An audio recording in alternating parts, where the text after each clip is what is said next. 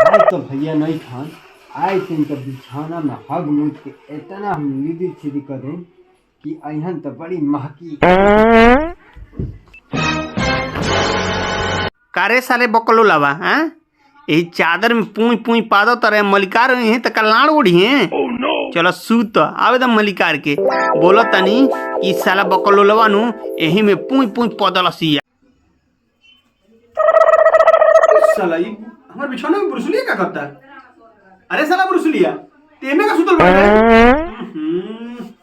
साला बड़ी उरी पदले बारे।